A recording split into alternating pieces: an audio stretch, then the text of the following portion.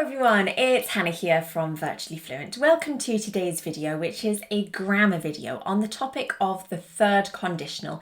It's a really tricky topic, but if you do learn the rules and which tenses need to be used in which part of the third conditional, hopefully you'll be able to use it correctly in your conversational and your written English.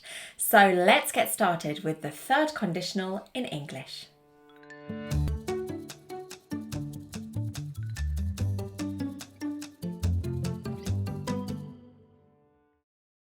If I had woken up earlier today, I would have arrived at work on time. This is a perfect example of a third conditional sentence. Like any conditional, the third conditional is split into two parts.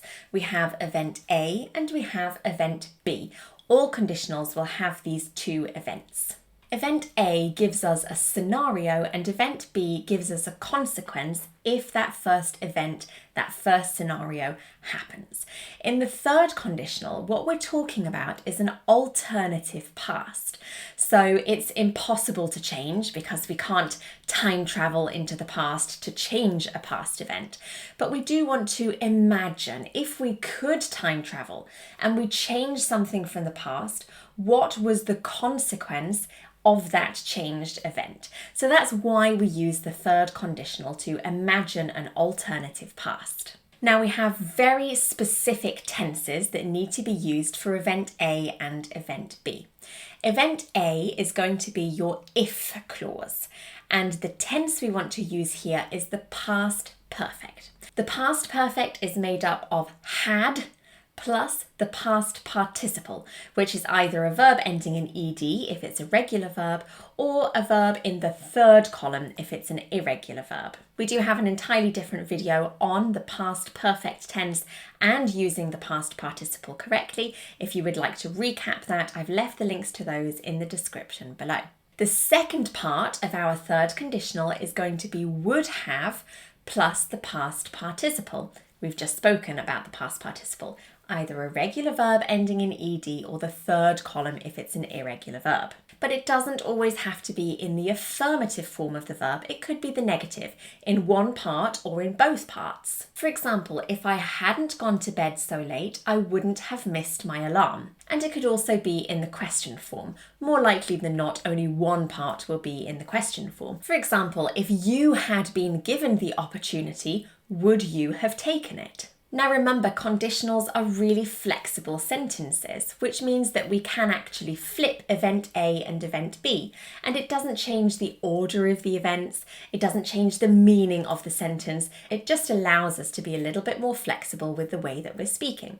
Just remember that if event A, which is the if clause, is first in the sentence, you will need a comma before event B. But if you are flipping the sentence and starting with event B, then you do not need a comma before your if clause, event A. You can see our example from earlier written in both of these formats here.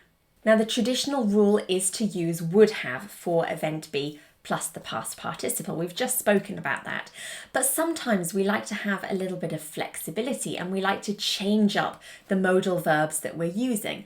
You might want to replace the word would have with might have instead. You're just adding a different degree of probability of that second event happening as a consequence. Or you might want to change it to could have instead, or even should have. All of these modals of probability are completely possible with event B in our third conditional sentences.